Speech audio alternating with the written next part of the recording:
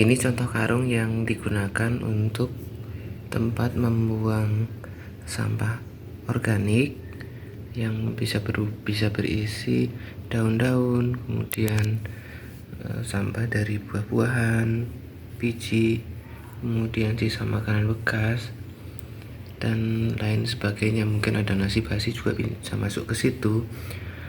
Cara menggunakannya yaitu dengan memasukkan bahan-bahan tadi, kemudian setelah memasukkan bahan sampah yang agak basah, kita bisa menambahkan sedikit tanah supaya sampahnya tidak terlalu basah sehingga tidak muncul ulat-ulat atau hewan-hewan yang tidak diharapkan. Itu akan membantu proses penguraian menjadi lebih cepat. Kita bisa memanfaatkan karung-karung bekas seperti ini untuk membuang sampah organik. Kemudian kita bisa menempatkan karung ini di tempat yang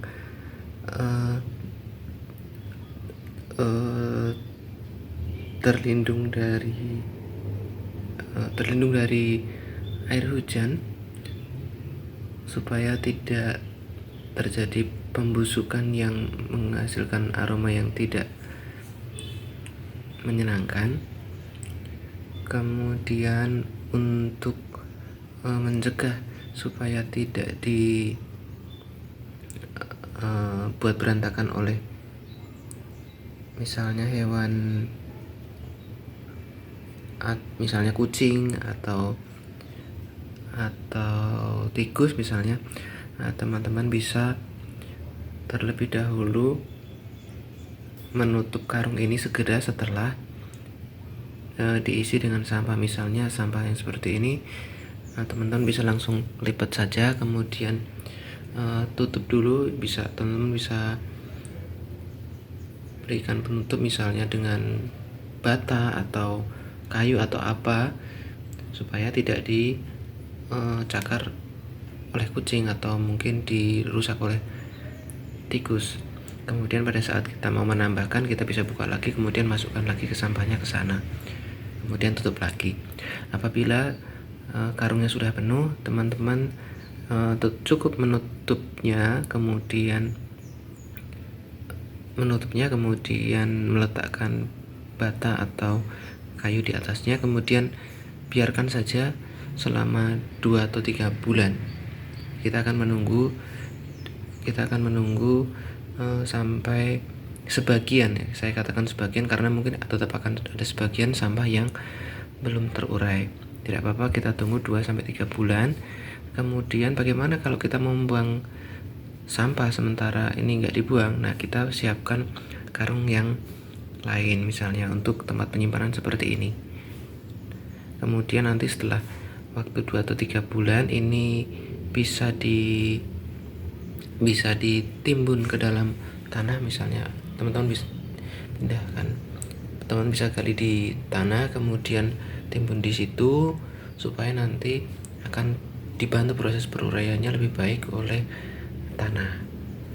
Selain sampah organik tadi tidak lagi mencemari lingkungan dan juga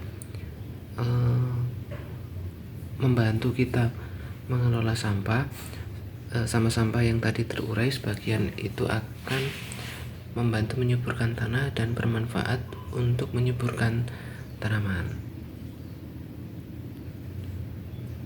Kemudian seperti itu, teman-teman juga bisa sembari melakukan pemisahan sampah organik, teman-teman juga bisa memisahkan sampah yang anorganik, terutama misalnya yang paling mudah adalah memisahkan sampah plastik, terutama plastik yang berupa lembaran atau kantong plastik.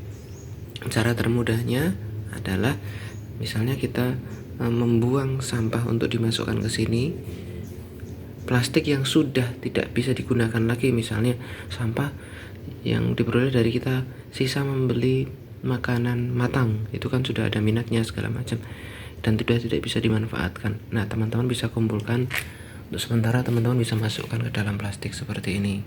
Jadi ini isinya adalah plastik yang sama sekali sudah tidak bisa dimanfaatkan. Isinya ini adalah kantong plastik saja. Kantong plastik saja. Bisa berupa kresek ataupun kantong plastik, tapi benar-benar sudah tidak bisa dimanfaatkan. Misalnya sudah bekas dipakai untuk minyak atau sudah disobek atau segala macam. Teman-teman juga bisa masukkan ke dalamnya misalnya plastik bekas, ini tempat sisa deterjen juga jadikan satu. Itu akan memudahkan teman-teman nanti mungkin jika sudah ada fasilitas pengolahan untuk bisa dibuang dengan baik. Begitu kurang lebih. Terima kasih.